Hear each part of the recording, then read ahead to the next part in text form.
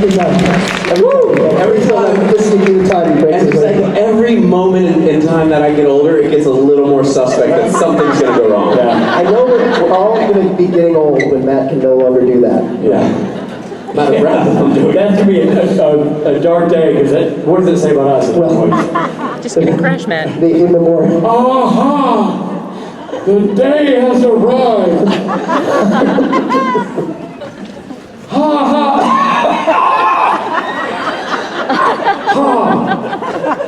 My jump's going to look like... I'm going to be like, yeah, come on, everybody. Yeah, you know what, screw it.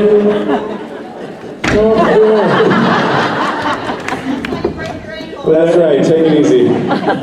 The band, we were going, this is a wait, I forgot the words. What is three? Something about three. And Mike Bohan would actually be a robot. Yeah, I still look young. I am a robot. It's a magic number. You people are dying breeds. Robots should rule the world. I know you haven't seen that movie Alita. Have you seen that movie Alita? No. It's funny because you just said Robot Mike and I totally had the image of Borja's face on a robot body. And they do it really well. Has anybody seen that movie Alita? Yeah. So just next time you look at Robot Mike, think of Robot Mike as the Alita characters. Well, It makes you laugh on the inside. he is a robot. We can bring him out here if you take your shirt off. He's It's all, an elite robot. yeah, it's all just wires. Maybe he was inspiration for that movie. Yeah, could be. He's tight with James Cameron, I think. So That's what it is. James Cameron directed that? I don't know. I just know him and Borja are thick as Right, thieves. sure. Yeah. Okay, well, Let's just take questions. let's take questions. We gotta know what's going on. Over here. Hi, my question is for Matt. Hey! We were noticing you were looking especially ripped last night. Oh, wow! There's a difference. It's really easy with this question. Usually we get this. Yeah, I know. It's like, And we were wondering what your workout routine is like.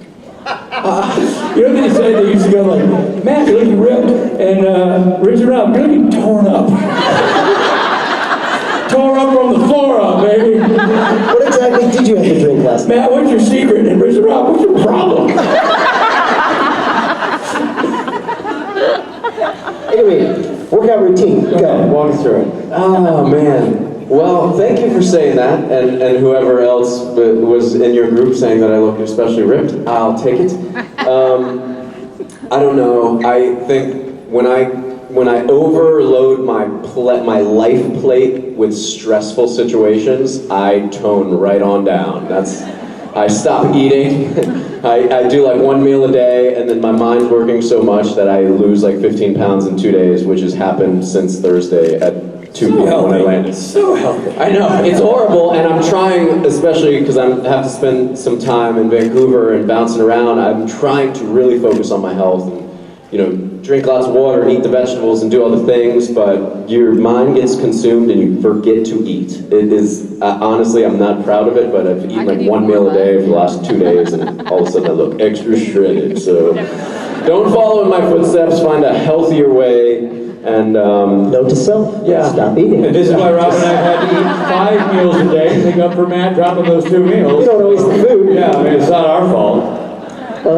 So what's your drinking like? Do you lots of drinking? Straight green. alcohol or water? Is this wishful thinking here? What do you have? Whiskey is a solid meal replacement Yeah. when Kids at home. No, ma'am. No, sir. for the 21 and older kids, Yeah. or 19. How old here? Is it 19. 19 for the Wow, 19? you lucky Canadians. Yeah. What, 18 in Alberta?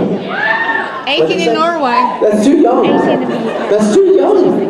18 years old to Were you drinking at 18? no. Exactly. And we know Mr. Drinks a Lot was. Mr. what? Mr. Drinks a Lot was. Wouldn't it be Sir Drinks a Lot? Sorry, Yeah. Sir Drinks a Lot was. Oh boy. Knighted by the Queen not to wear the title. What do we do now, guys? Oh, I thought we were talking about your abs. I didn't know we're gonna. Yes, sir. Hello. Hi. So, I actually had a peculiar question for all three of you. If you guys could host an Iron Chef who would you want to be cooking on the show, and what would the secret ingredient be? Never fucking seen it. Yeah, I'm one of those rare. I've not seen that show, and I know Is it people like, love is it. it like Iron people cooking? I would like Iron Man to be the, You have someone cooking for you? Well, the way it goes, so you have basically two chefs competing against each other, and they have like a panel of 3 judges. These chefs have to use a secret ingredient to make a full course meal, dinner, and then the judges critique it, and then declare the winner. okay, I would take Chef Boyardee, Betty Crocker, and Duncan Hines. You can't do all the famous chefs, so I we have could pick no... all the chefs. I gotta have 3 chefs, right? Don't we supposed to have 3 chefs? Well, And if I may amend my question, Hold on now, Junior. I want to answer the cheating question. I like your question. he's just angry. I want to know, what is, do you get 1 chef, an Iron Chef, or do I get 3 chefs? How many chefs do I get? you get 2 chefs. Oh, suck it. I'll take Betty and Boyo. Great. Boyardee. I want to Boyardee. And my secret ingredient will be Eye of Newt. Right? Wait, who are the chefs, Benny? Boyardee and Betty Crocker. Rob?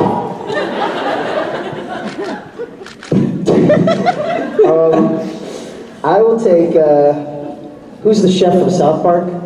Chef. It's a trick question, you all got it right.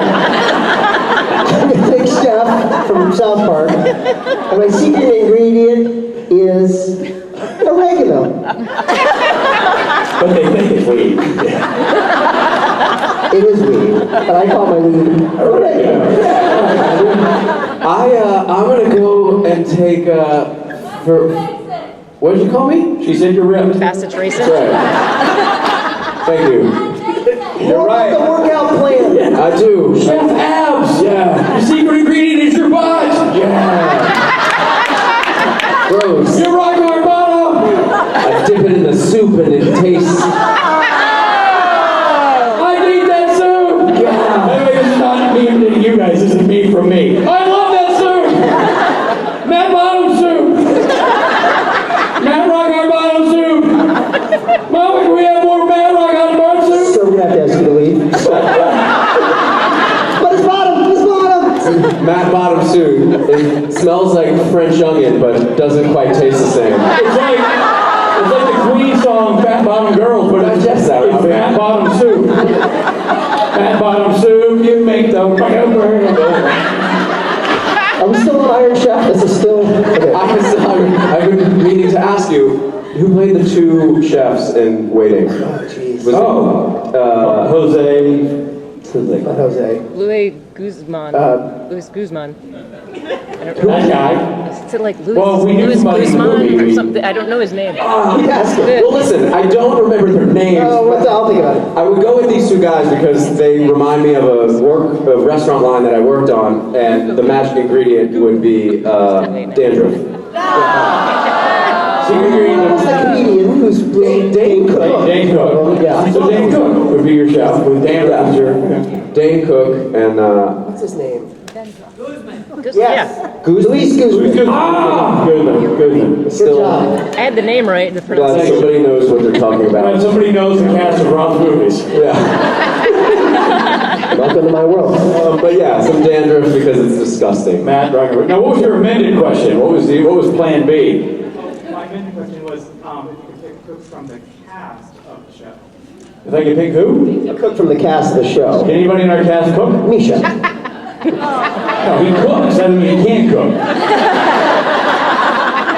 I don't know if his stuff's any good. Oh, didn't you just release a Yeah, I stand behind my theory. recipe book? In the whole recipe book, have your kids throw shit in a bowl and you serve it out the table. Isn't that kind of every recipe? Is that the name of Hey it? man, Different names. spoiler alert, I was giving away the recipes, but if you haven't listened to everything Rich said, go buy the book. It's Rich's birthday. Okay, I guess we're stuck with Misha. He's the only who is... Yeah, he's got the book. Yeah, he's got a book. Misha's got a book. He's got more cookbooks than I made. That's true, but only one. All right, you. Hello? Hey. Hi, I got a question for Matt, although feel free to chime in because I need this translated for me. Uh-oh. I asked Sam this question yesterday, but didn't really get an answer. So years ago, before I started watching the show, my daughter gave me what I now know is the most epic piece of dating advice I have ever heard. I just didn't understand it at the time. And she says, Mom, what you're looking for is a little less Negan and a little more John Winchester. So what exactly am I supposed to be looking for? Matt. A little less, I'm gonna crush your face with a bat. Skosh. That has nails in it. Skosh. You're saying it has nails in it. Barbed wire. Yeah, barbed wire. Sorry. Details. And a little more, hey, can I test drive that Volkswagen bus right there? A euphemism? A little more of that. Sounds dirty if you want it to sound dirty. Even if you don't. Yeah, sounds dirty. Exactly. So, take that advice for what it's worth and get somebody that's a little dirty but not a lot filthy, okay? Thank you. All right. You. Hi, what's the inspiration behind Matt's character in Kings of Con? I think we're safe to say, we literally said, what's the opposite of Matt? Let's do that. We just thought it was really funny that Matt just hates me. Because Matt hates the character of Rob. And then Matt's a pompous asshole. And that's Yeah. true. I mean, like, Yeah. it's sort of his taking, because Matt, the meat suit of Matt could be a real jerk face because he's all ripped and handsome and stuff. But he's actually a really nice guy. I'll take that compliment. He's deceptively nice for a handsome fellow. Not only good-looking people are jerks. Yeah. Stupid, dumb, beautiful people. They're so great. Oh, so hot. But Matt's not that guy. He's very unassuming. So let's just spin everything about Matt on his ear. I remember early on talking to Matt, and he's like, I really don't have a lot of experience doing comedy. I'm like, A, we do comedy every convention. B, I think he just played honestly, that's what's going to make it funny. And like Matt amped it up and found ways of finding a grounded reality for that character that made it even funnier. But I know for us in the writer's room, it's like, we just literally like, let's make Matt the biggest jerk. Who's way into his image and being an actor. I mean, he has a freak out about video golf. Because he feels like it's using up valuable land. Like he's... I love that line, he's like, it's video golf. He's like, tell that to the wetlands or whatever the screen. Okay, I mean, it's almost like he's such an asshole and so stupid that you can't not love him.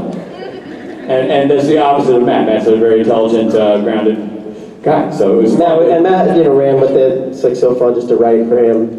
And still is. I mean, we just love that idea of Matt being this guy.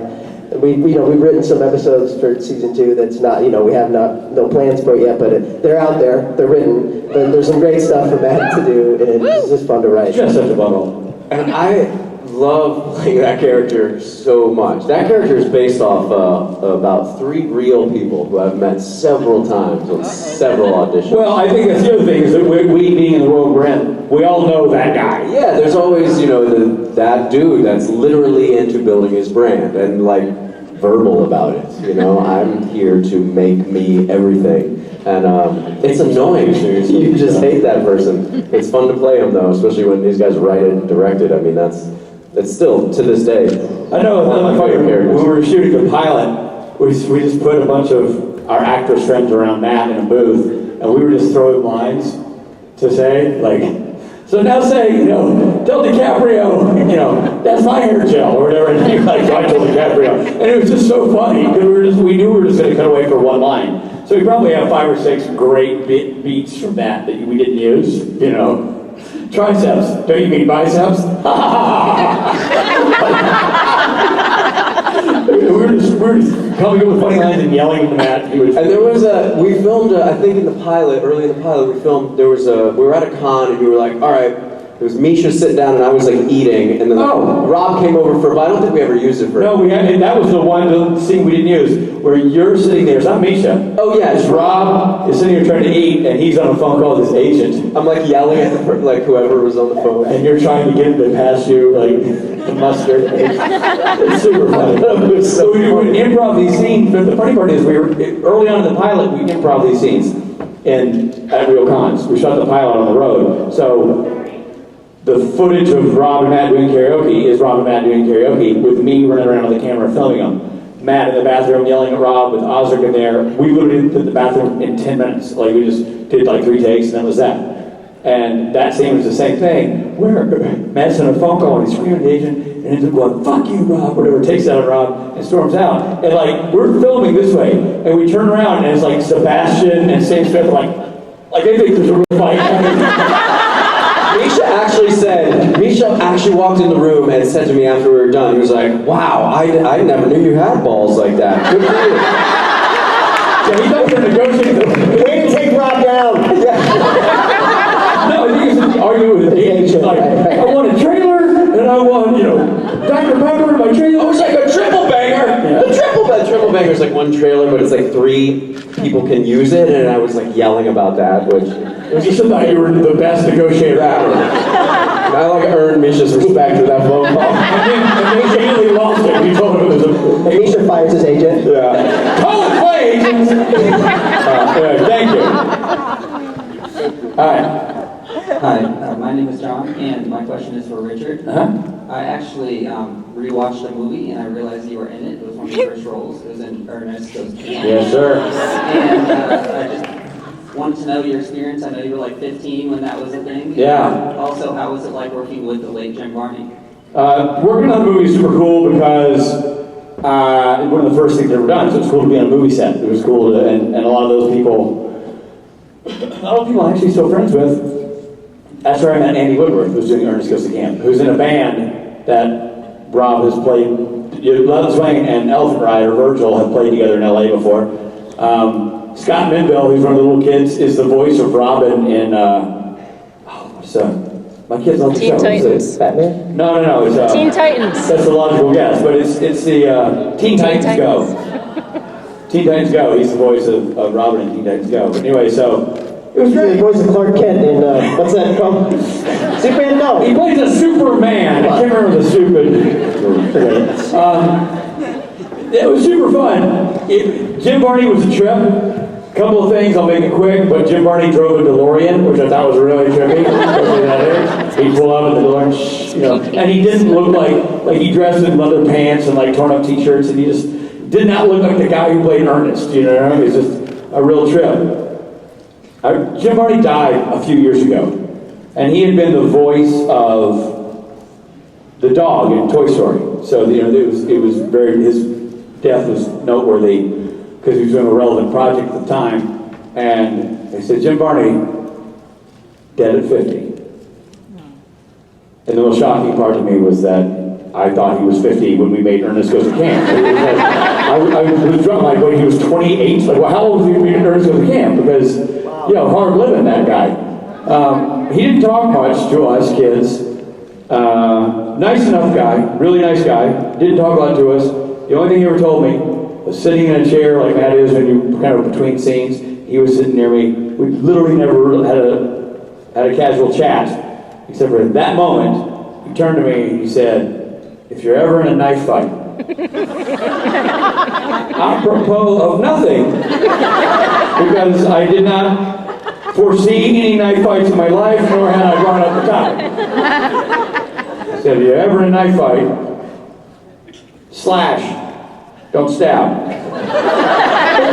Knowing his sense of humor, don't you think he probably was just like getting a laugh out of that? He thought that was funny. Maybe. And he's telling I you- mean, it did. I mean, it lasted. Like, the story is still a legendary story. You've told me that story before, and it just dawns on me now, like, maybe he's having a laugh. Maybe this was having a laugh and just knew that it was like going to be so obtuse it was going to catch me off guard. He said, "Slash, don't stab. Because if you cut open their stomach, they have to hold themselves together and fight you with one hand."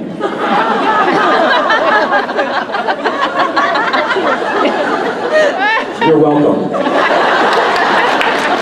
That's Jim Varney advice right there. That was an extended of our conversation. He's got a point. Yeah, but it was great. That was a super fun experience. It was 6 weeks of going out to a campground and goofing around and having them film it, and we were all super young doing it, and it was my first experience seeing how a film was made. I was wide-eyed, bushy-tailed the whole time. It was really, really cool. Thanks for asking. Thank you. Thank you. Yo. Hello. Hi. Mainly for Rob, but I want your guys' input as well. How do you feel the evolution of concert and concert going has changed from like the big arena days of the 70s where, I mean, you had these ginormous stadiums full of people that were up and dancing and singing and living in the moment, whereas I feel now it's more about capture, document, save, digitally the moment rather than feeling. Do you think that that's just the way because technology has moved that way, or for some other reason? And have you experienced more of the sort of old style concert? That's a great question. Yeah, I mean, certainly the advent of cell phones that take videos have changed the way people are viewing live music. They're, taping it rather than just feeling it and listening to it. And, I know that some artists are really bothered by it, and I know that some, I've seen that there are a couple of concerts people say, can't use your phones at this concert. I've seen lead singers say like, hey, let's, for this song or for this show, whatever, no phones, let's just be in the moment. And I've even seen it, even to watching your kid in a play. Like, no one just sits there like you would back in the day and enjoys your child playing. You got to record the whole thing. And actually, Louis C.K. do a bit about it. It's like, what's better than, what's the best HD? Real life. It's happening. You don't need to be recording it, and no one goes home and watches that either. So I do think that there's something to that. It takes away from the live, what makes a live show special. That being said, the advantages of seeing a live show now, I think, are better than they were back in the day. The sound at a Zeppelin show in the 70s at the Forum isn't as good as if you see a show now. It's just the sound has just gotten so much better. So I think, that's still there, and certainly the festivals are great, like a continuation of Woodstock, and it's happening all summer long, in your city. There are great festivals happening. So there's that. There's great live music happening still. It's just that a lot of people are just choosing to do that. It never affects me if I'm on stage. It affects me when I'm in the audience because lots of times it just gets in your way. But I would say to somebody going to see live music, you don't record it. There's a better recording online if you want to go watch it. But just enjoy it. Just enjoy. If you guys want to tape tonight's show, tape away. That doesn't bother me. But if you're watching, I don't know, U2 or whoever, just enjoy it. So that's my personal. Or if you're watching Loud and Swain, just enjoy it. Doesn't matter. Many of these comedians now are doing their shows. There's this company that turns in your cell. You have to turn in your cell phone upon walking in the door. And they put it in like a bag, and then you can't get it until the show's over. Yeah. I think that inevitably will leak into music a little bit in big shows. Yeah. Because it's the difference of going, wow, look at this, Rich. Look at this 30 seconds of Rob singing, or me watching Rob sing. It's a completely different experience. You're doing it to brag about a memory. Just live the memory and hang on to it as long as you can. And create a new memory to take its place. I mean, for a band like Loud and Swain, if you record the show tonight and you put it on YouTube, and then someone else goes like, oh wow, I didn't even know he was in a band, and wow, I really like this. It's great advertisement for a band like us because we're not on the radio, so I have no problem with that part of it. But certainly if you go to see whoever, the Rolling Stones are playing, you know what I mean? Like, it's the Rolling Stones. Fucking be in the moment. Enjoy that. You know what I mean? You got plenty of stuff on YouTube if you want to go watch it later. This is something I'm 100% agree with you. There's one other factor that if you go to a concert, it's super annoying. It's like, no matter how tall somebody is in front of you, they're now this much taller. Holding a solid block of something that's a tiny version of what you're trying to see. I go to Coachella every year, and I've been at shows where I can't see, and I just watch the phone in front of me so I can see the show. Are you watching? Oh wow! You're getting a text. Robbie's like, can you put this one on the iPad? I really like this song. And you're like, oh, hold on. It's a good angle. I do think it's interesting to think about that and to think about how phones have changed our culture. A buddy of mine in LA is a photographer, and he's our age, and he's a photographer and a professional photographer, and has been for years, and he's releasing a book. I think I'm probably just, for him, gonna put the link on Twitter, whatever, I think it's really cool. He's released this photo book called We All Want to Be Beautiful, or something like that, and it's this photo book. When we were in our 20s, we all lived in Hollywood, and he was a fledgling photographer. But he's born and raised in LA, and so he'd go to these parties, not as like an in guy, but he really was from LA. He really was that guy that people moved to LA to want to be, the guy who gets into every party, the guy who gets in every event, and he had a camera with him. And he has photographs, and in the pitch of the book, he's like, I was at the party, in the rooms, with a camera, back when no one was worried about being photographed. Back when no one was playing for the camera that they knew was there even though they couldn't see it. So he said, I captured the last generation of actors before the digital age took over. And it's true, and the picture's super cool. The cover of the book is Michael Speight taking a picture of him. They were taking pictures of each other with these little Olympus cameras. And for years, I knew he had that picture, and I'm like, oh, that's a phenomenal picture. I'd love to get a copy of that. And he would always say, for 30 years, like, I can't give you a copy of that picture. I took a picture, he's a friend of mine, I'm not selling that picture, and I don't give away pictures of people who are now known. I don't do that. So now we've gotten like permission from everybody, Leonardo DiCaprio, Charlize Theron, and other people that are in this book and young. And the beautiful part about his little ad was it just reminded me of what it was like to be out and about then, and to live in those moments at that point. Because I did see the Rolling Stones, and I never filmed it, and that doesn't bother me. I know it was the best concert I ever saw. Did you see them just now? No, years ago. Oh, yeah. So I'm saying, like, before people were holding phones and doing all that stuff. I do think the ability to film everything doesn't mean you should film everything. The ability to be connected to the world doesn't mean you should always be connected to the world. I think what made it a novelty now makes it an albatross, because it used to be something that oh wow, this is great, I can escape my universe and check out other people's. Don't forget to visit your own universe again. It's not always better out there, it's not always real out there, and it's not all that's cracked up to be. Sometimes the best experience is one happening 1 foot in front of you, and if you go from here to here, you'll experience it in real time, and it'll be burned in your brain, and you'll enjoy it.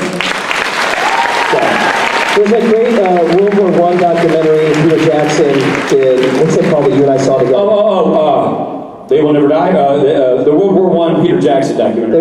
They shall not grow old. They shall not grow old. Right, and in all these refurbished old film from World War I, all the soldiers are like, look at the camera. They're like, they've never seen a camera before. Like, the idea that someone was taking their picture was bizarre. So it was like, they're stumbling over each other like, yeah.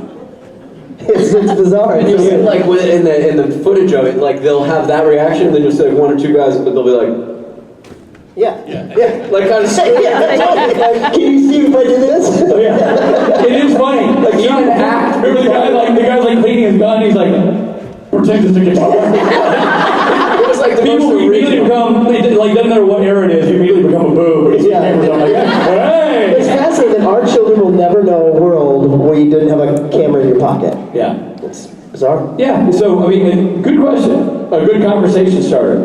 If there's any lesson, actually, Matt used to do this at karaoke. So I say, put your phones away and enjoy the experience. And tell people about it. You don't need to prove you're here. You know you're here. Just enjoy the moment. And I think, try to do that. Try to remind yourself what life was like before you had to prove to everybody that you were there. And just know that you were there and enjoy the experience and soak it up. Thank you for the question. Thank you. Hold on. That was a fucking great question. Hold on. Let's do a selfie with three of us after this question.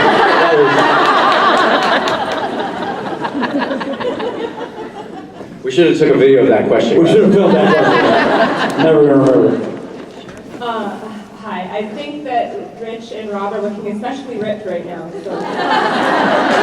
The best liar in the house right now. I'm going to just go out on a limb. Is your question for me? Lying her way into our hearts.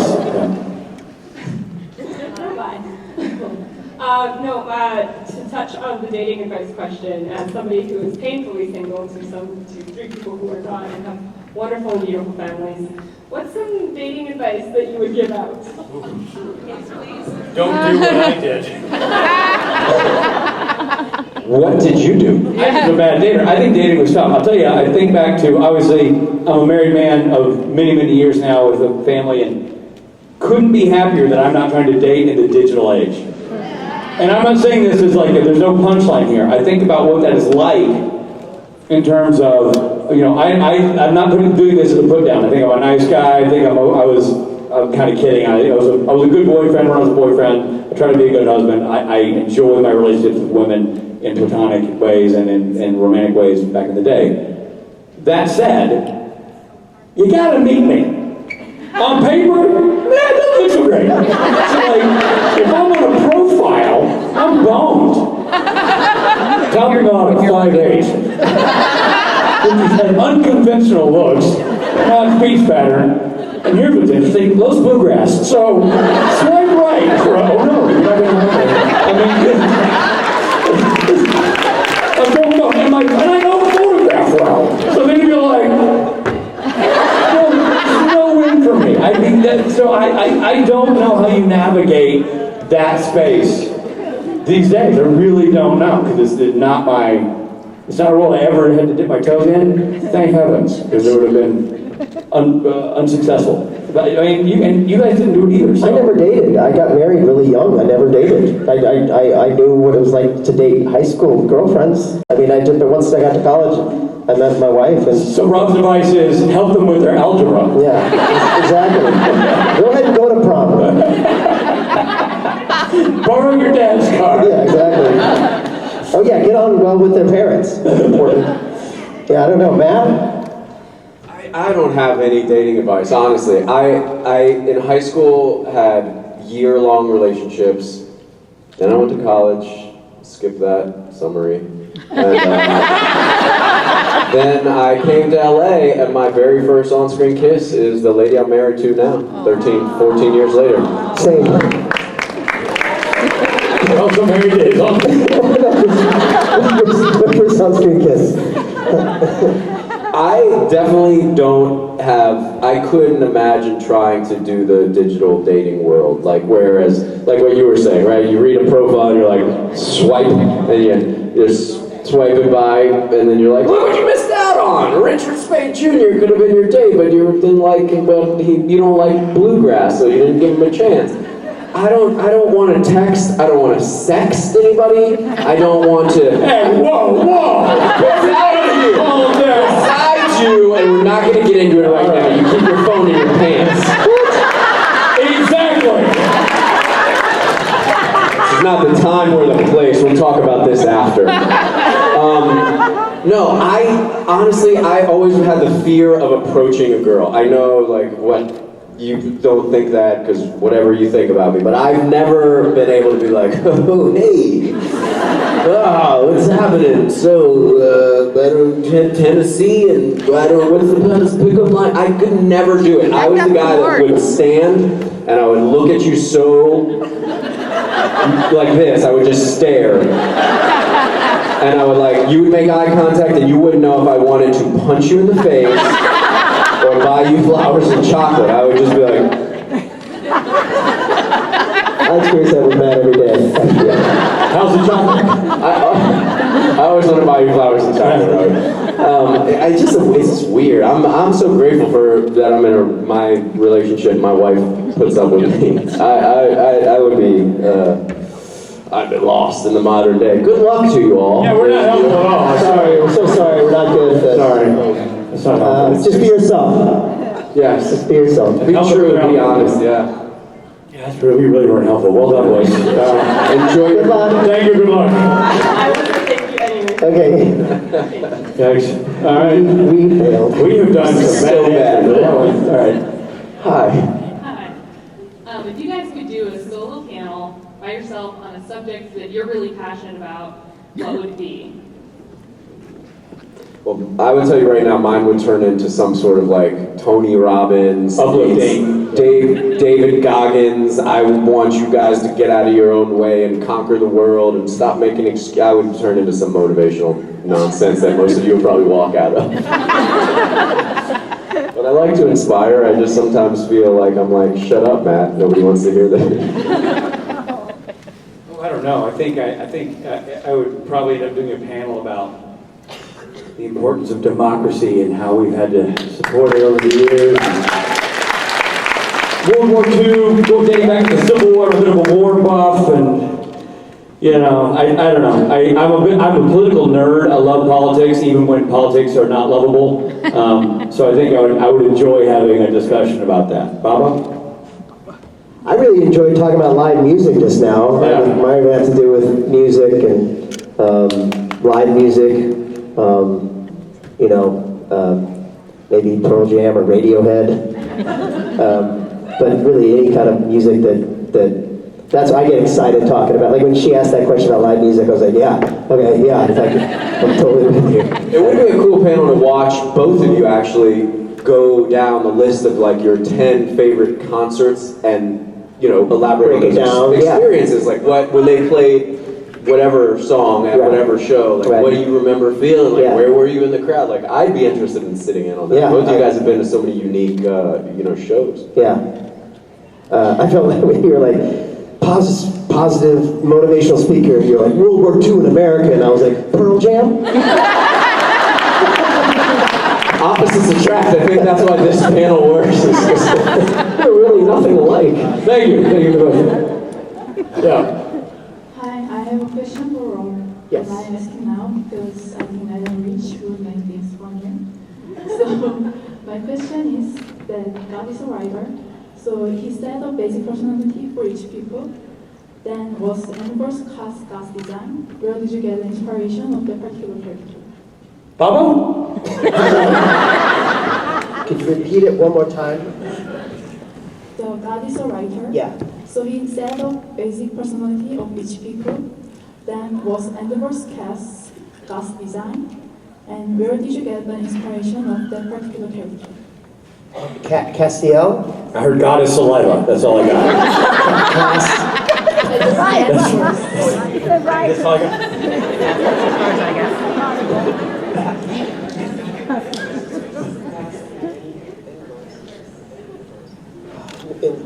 In universe.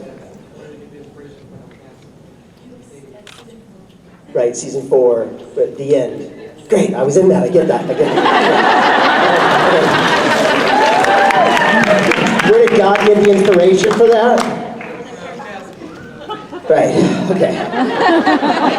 What do you got, Robbie? What was the question? So Castiel, in this alternate universe, in season 4, episode called The End, there was kind of an alternate universe they went to, and Castiel was sort of this hippie, laid-back, ladies' man, and she's like, since I'm God, like, where did I get the inspiration? I wrote it, where did I get the inspiration for that?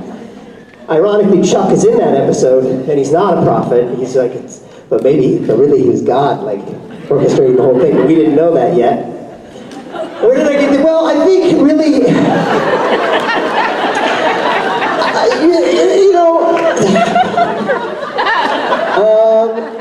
I was inspired by a lot of different things. I do a lot of reading. Also, Misha is, Misha's Misha. So that had to do with it.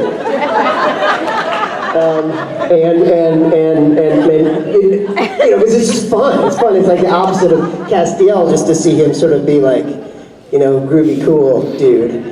And I feel like Misha, like as an actor, would play that role really, really well, right? He could be like a cult leader of some sort. I think he may actually be a cult leader, right? Exactly. So oddly, I, as God, was inspired by the real-life Misha Collins. There we go. So I don't know what's real, what's fake. But I hope that answers your question. Thank you. Thank you so much. God is saliva. Solid attempt, brother. Good job. Good job. Yo. Hi. I was wondering if there was ever anything that went wrong on stage that maybe we couldn't tell, but you guys were like sweating bullets about. Yeah, I got one. Okay. I got one. We were filming the opening credit sequence of Kings of Con in Phoenix, Arizona, or around there doing a convention. And we had set up cameras. We had a camera operator with us that day, but we had set up several cameras in the arena. We had a cameraman following Rob. Rob did a lap. He came out, and the band played, he'd lap right down the middle aisle to jump over the camera, that shot is in the opening credit sequence, you know? You're running down getting high fives from people. Running down there. And they were setting up the camera, and I jumped down. It was before Jared Jensen's panel, because we wanted to have the biggest crowd. Lord knows we couldn't do it in front of ours. So I set the camera up, and I went from there, adjusted something, came back there, and stepped up on the stage, tearing my pants from the anus to like the upper thigh.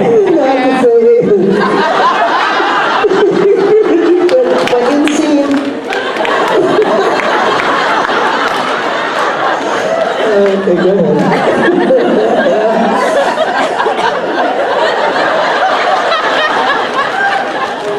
Anywho, they started at my anus, to the left of my taint, past my scrotum, and settled right down here in my upper thigh. And obviously you have a concern being in a public forum when you've just worn your pants. And literally, at that moment, Rob's like, "Ladies and gentlemen, Jared Padalecki and Jensen Ackles." And they were taking the stage. My only fear was, if Jared sees I have a hole in my pants, he will rip the pants from my body. I'm not kidding. He's not a good man. And I knew, so I had no choice. But I was literally like, "Yes, everybody!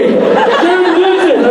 And I couldn't turn to go off the stage. I was like, "Yeah! Everybody! The boys!" And they all did the jump, and I'm like, yeah! Guys, you having a good time in town? Awesome! All right, well, let's hear it to the boys! And crap my way off the stage. Well, Rob's like, "What the hell's wrong with you?" But nobody noticed it happening, thank gosh. So that was one concern of mine.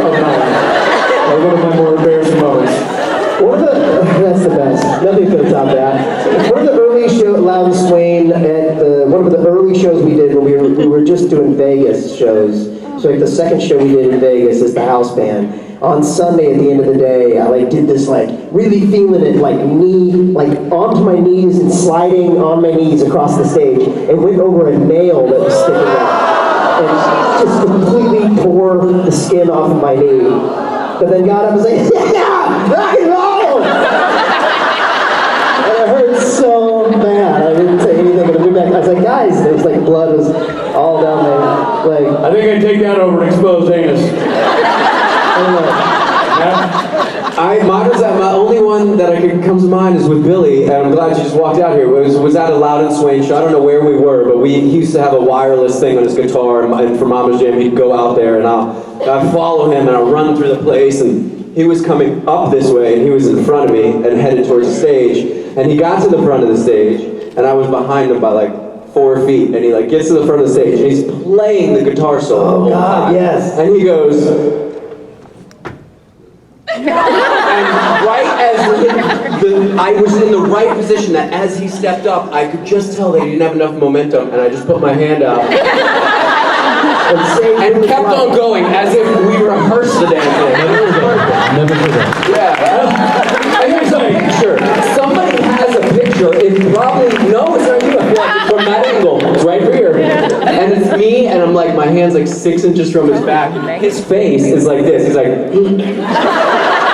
I gotta say, it's a classic R2M panel that ends up with stories that make Matt look like a hero and Robin Rich look like assholes. Ladies and gentlemen,